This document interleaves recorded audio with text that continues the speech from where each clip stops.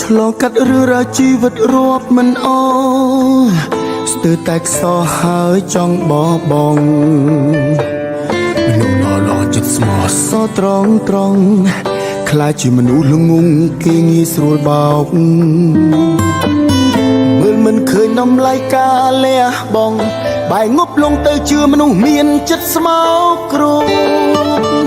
ល្បិចកគូកប៉ិនប្រាជ្ញព្រួកមានចិត្តមេរូបបែកគេឃើញថាជាមនុស្សល្អមនុស្សឥឡូវដូចជាប្លែកដូចបែកយ៉ាងមិនដឹង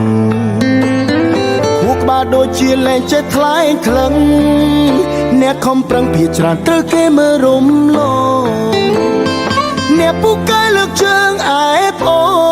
បខ្លាយជាសំណប់ចិត្តសំណប់បេះដូងមនុស្សរាល់ថ្ងៃសង្ស័យកើតរោគឆ្លងគេទំនុកបំរុងតែខ្សែតោងគ្នាគេ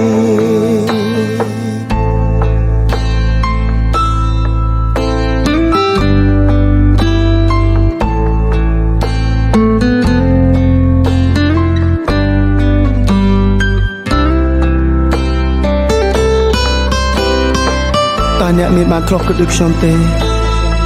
មនុស្សល្អត្រូវបានគេគៀបសង្កត់តែមនុស្សពុតបុត្រត្រូវបានគេលើកឡើងតើក្នុងលោកនេះមានយុត្តិធម៌សម្រាប់មនុស្សល្អដែរឬទេ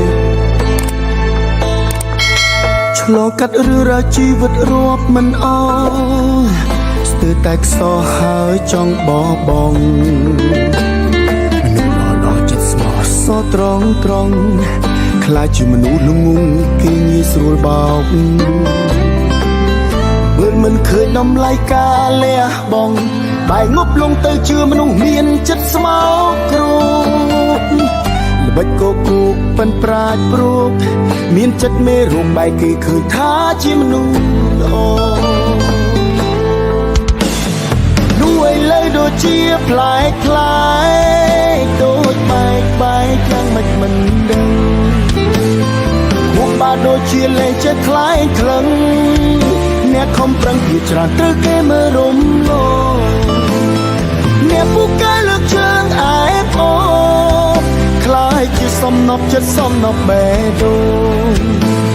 មនុស្សរាល់ថ្ងៃសង្ស័យកើតរោគឆ្លង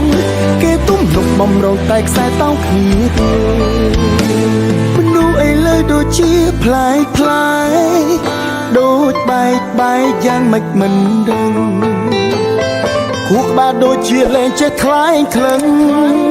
អ្នកខំប្រឹងភាច្រើនត្រូវគេមើលរំលងអ្នកពូកែលើកជើងអែបអូបខ្លាយជាសំណប់ចិត្តសំណប់បេះដូង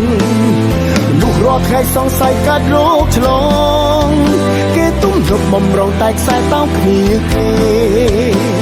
មនុស្សរាល់ថ្ងៃសង្ស័យកើតរោគឆ្លង